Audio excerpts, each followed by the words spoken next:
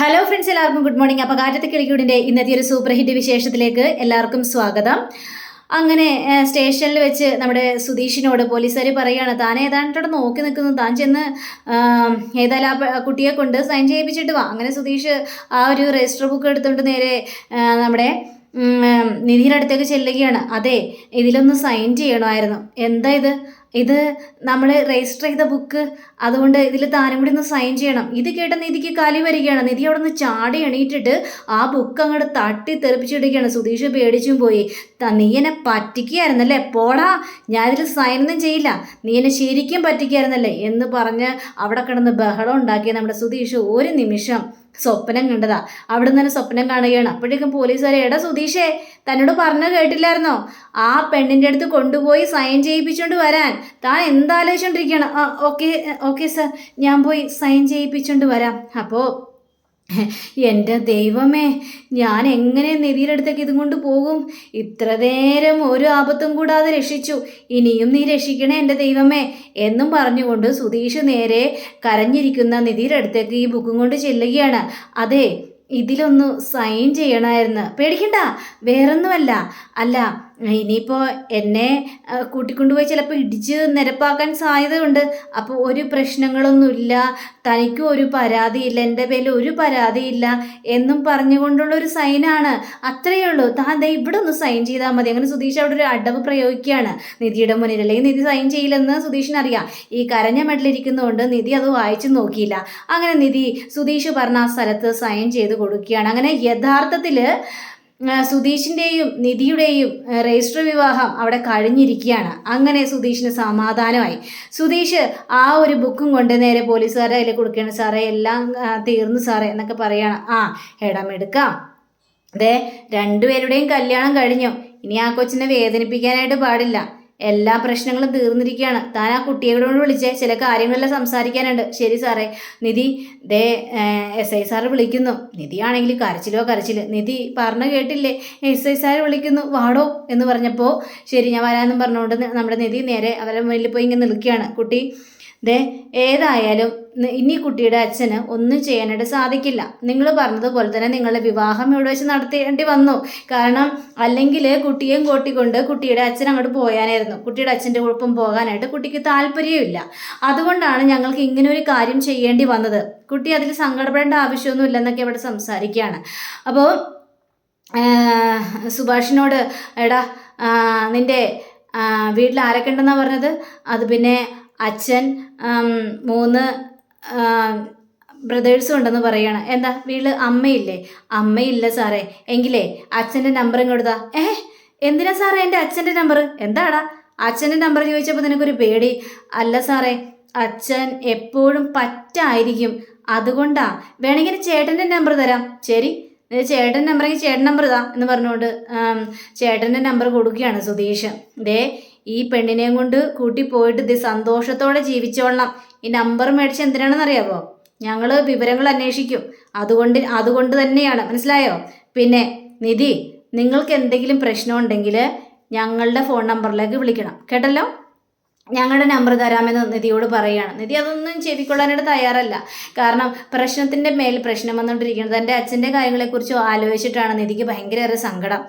അങ്ങനെ ഇവർ രണ്ടുപേരും കൂടി ഇങ്ങനെ സ്റ്റേഷൻ്റെ പുറത്തേക്ക് പറഞ്ഞു വിടുകയാണ്. അപ്പോൾ പോലീസുകാരൻ വന്നിട്ട് നിധിയെ ഒന്ന് തലോടിക്കൊണ്ട് പറയുകയാണ്, മോളെ സങ്കടപ്പെടേണ്ട, ഇവൻ്റെ കൂടെ ജീവിച്ചോ, ഇവൻ എന്തെങ്കിലും പ്രശ്നം ഉണ്ടാക്കുകയാണെങ്കിൽ ഞങ്ങളെ അറിയിച്ചാൽ മതി, അതിൻ്റെ വേണ്ട വിധത്തിൽ കൈകാര്യങ്ങളെല്ലാം ചെയ്തോളാം. അയ്യോ സാറേ, ഞാനൊരു പ്രശ്നം ഉണ്ടാക്കില്ല. എടാ, നീ പ്രശ്നം ഉണ്ടാക്കിയാൽ നിനക്കേ പെണ്ണിനെ തട്ടിക്കൊണ്ടുവരാനുള്ള ധൈര്യമൊക്കെ ഉണ്ടായിരുന്നല്ലോ, അപ്പം നീ ജീവിപ്പിച്ചോളണം അവളെ, സന്തോഷത്തോടെ അവളുടെ ഒപ്പം ജീവിച്ചോളണം എന്നൊക്കെ പോലീസുകാർ പറഞ്ഞിട്ട് ഇവരെ അങ്ങോട്ട് പറഞ്ഞു വിടുകയാണ്. വാതിൽ നമുക്ക് പോകാം. അങ്ങനെ ജീപ്പിൽ കയറി ഇവർ രണ്ടുപേരും ഇങ്ങനെ പോകണം. നിധി കരയിലെ നിധി എന്നൊക്കെ സുധീഷ് പറഞ്ഞ് ആശ്വസിപ്പിക്കുന്നുണ്ട്. പോലീസുകാരനാണെങ്കിൽ ഇവരുടെ കല്യാണമൊക്കെ നടത്തിയല്ലോ എന്നൊരു ആശ്വാസത്തിൽ സമാധാനത്തോടെ ഇരിക്കുകയാണ്. അങ്ങനെ ഇവർ രണ്ടുപേരും കൂടി അതിനപ്പോഴും നിധിയാണെങ്കിൽ ഭയങ്കര കരച്ചിൽ. അപ്പോൾ സുധീഷ്, നിധി എന്തിനിങ്ങനെ കരയുന്നത്? ഇനി കരഞ്ഞിട്ടൊന്നും യാതൊരു കാര്യമില്ലല്ലോ. എടോ, ഇങ്ങനൊരു സിറ്റുവേഷനൊക്കെ ഉണ്ടായി, ഇനി ഞാൻ പറഞ്ഞല്ലോ ഇത് ശരിക്കുള്ള കല്യാണമൊന്നുമല്ലല്ലോ എന്നൊക്കെ പറഞ്ഞുകൊണ്ട് നിധിയെ ഇങ്ങനെ സമാധാനപ്പെടുത്തുക. പിന്നീട് കാണിക്കുന്നത് സുഭാഷിനെയാണ്. അപ്പോൾ സുഭാഷാണെങ്കിൽ ആകെ സങ്കടപ്പെട്ടിരിക്കുക. ദൈവം വിളിച്ചിട്ട് കിട്ടുന്നുമില്ലല്ലോ. പനിയ വന്നിട്ട് ചോദിക്കണം എന്താ ഏട്ടാ കിട്ടിയോ എന്നൊക്കെ ചോദിച്ചപ്പോഴേക്കും എവിടെ കിട്ടാനായിട്ട്, അവൻ്റെ ഫോൺ ഇപ്പോഴും സ്വിച്ച് ഓഫ് ആണ്. എൻ്റെ ദൈവമേ, ഞാൻ എവിടെ പോയി അന്വേഷിക്കും, ആലോചിച്ചിട്ട് ഒരു എത്തും പിടിയും കിട്ടുന്നില്ലല്ലോ. ഇനി എന്ത് ചെയ്യുമെന്നും അറിയാൻ പാടില്ലല്ലോ. എവിടെ പോയാണ് അന്വേഷിക്കേണ്ടത്? ഏതായാലും സുഭാഷ് ഏട്ടൻ ആ പെണ്ണിനെയും കൊണ്ട് അടിച്ചുകൊണ്ട് പോയല്ലോ. എടാ നീ അനാവശ്യം പറയാൻ നിൽക്കരുത് കേട്ടാ. ഇതെങ്ങനെയാണ് സംഭവിക്കുന്നത്? ആ പെൺകുട്ടിയുടെ വീട്ടിൽ ഇവൻ ജോലിക്ക് പോയിട്ട് ഒരാഴ്ച പോലും ആയില്ല, അതിന് മുമ്പ് പ്രണയമൊക്കെ വരുവോടാ? എന്തൊക്കെയാണ് ഈ നടക്കുന്നത്?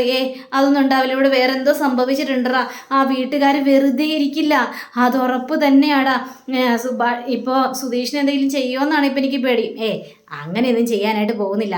അങ്ങനെ ഇവർ സംസാരിച്ചുകൊണ്ടിരിക്കുന്ന സമയത്താണ് പെട്ടെന്ന് ഒരു കോള് വരികയാണ് സുഭാഷിൻ്റെ ഫോണിലേക്ക്. ദൈവം, ഇതാരാണാവോ വിളിക്കുന്നത് എന്നും പറഞ്ഞുകൊണ്ട് സുഭാഷ് കോൾ എടുക്കുകയാണ്. ഹലോ, ആരാ എന്ന് ചോദിച്ചപ്പോഴേക്കും ഞാനേ പോലീസ് സ്റ്റേഷനിൽ നിന്നാണ്. അയ്യോ സാർ, എന്താ സാർ പോലീസ് സ്റ്റേഷൻ എന്നൊക്കെ? അതെ, ഈ സുധീഷ് എന്ന് പറഞ്ഞത് ആരാണ് എന്ന് ചോദിച്ചപ്പോഴേക്കും സുധീഷ് എന്ന് പറഞ്ഞത് എൻ്റെ അനിയനാണ് സാർ. അവൻ എന്തെങ്കിലും പ്രശ്നം ഉണ്ടാക്കിയോ സാർ? ആഹാ, കൊള്ളാലോ.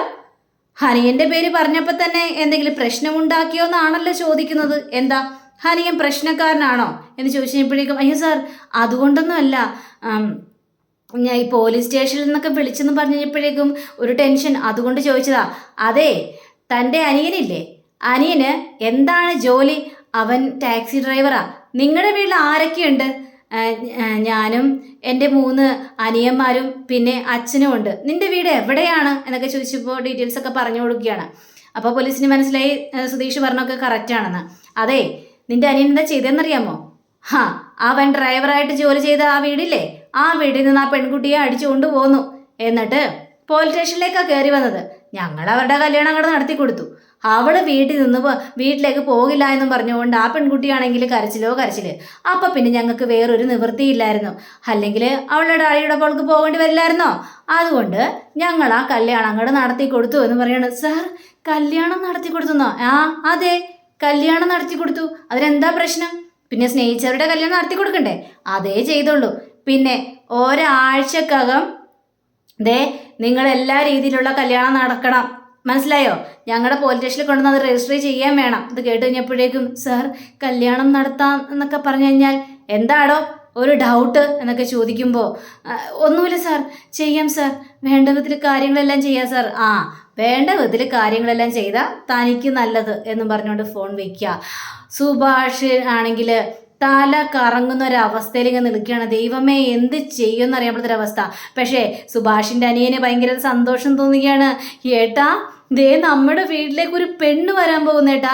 എല്ലാവരും നമ്മളെ പ്രാഗിക്കൊണ്ടിരുന്നല്ലേ, ഈ വീട്ടിലേക്ക് പെണ്ണ് വരില്ല എന്നൊക്കെ പറഞ്ഞുകൊണ്ട് ഇപ്പതേ ഒരു പെണ്ണ് വരാനായിട്ട് പോവുകയാണ് നമ്മുടെ വീട്ടിലേക്ക്.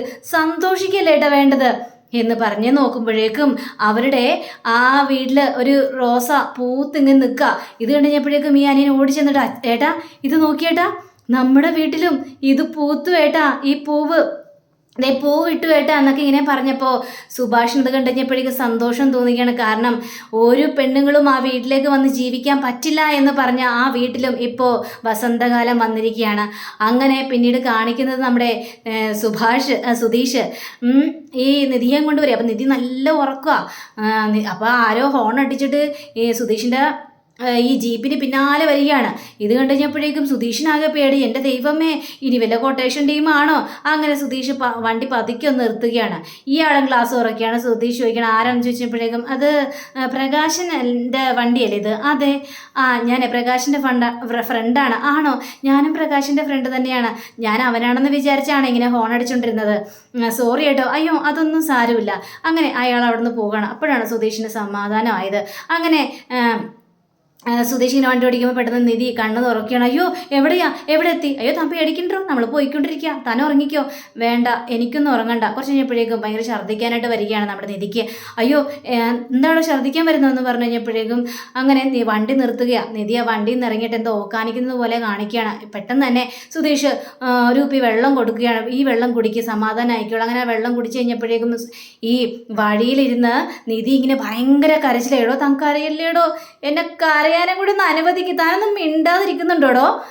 എൻ്റെ ദൈവമേ, ഇനി ആരെങ്കിലും കണ്ടു കഴിഞ്ഞാൽ ആകെ പ്രശ്നമല്ലോ നിധി. അയ്യോ നിധി കരയില്ലേ നിധി, നീ മുഖം ഒന്ന് കഴുകു നിധി. അങ്ങനെ നിധി മുഖം കഴുകുകയാണ്. മുഖം കഴിഞ്ഞിട്ടും പിന്നെ കരയാൻ ദേ വീണ്ടും കരയാൻ തുടങ്ങി. ഇങ്ങനെ കരയല്ലേ, സമാധാനമായിട്ട് ഇരിക്കുക.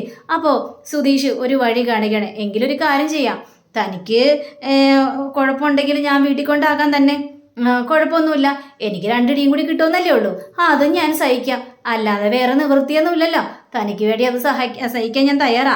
പക്ഷേ താൻ വീട്ടിലേക്ക് പോയി കഴിഞ്ഞാൽ ആ ഓസ്ട്രേലിയൻ കങ്കാരും അവിടെ ഉണ്ടാകും.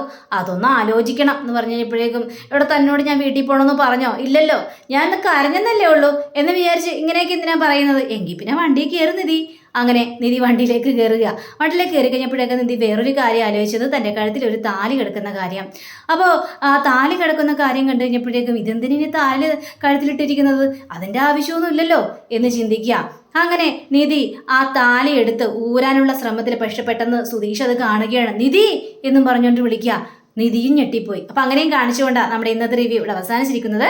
അടുത്ത റിവ്യൂവിനെ കാത്തിരിക്കുക. സബ്സ്ക്രൈബ് ചെയ്യുക. എല്ലാവർക്കും നല്ലൊരു ദിനം ആശംസിക്കുന്നത് തന്നെ. നമസ്കാരം. Thank you. ബൈ.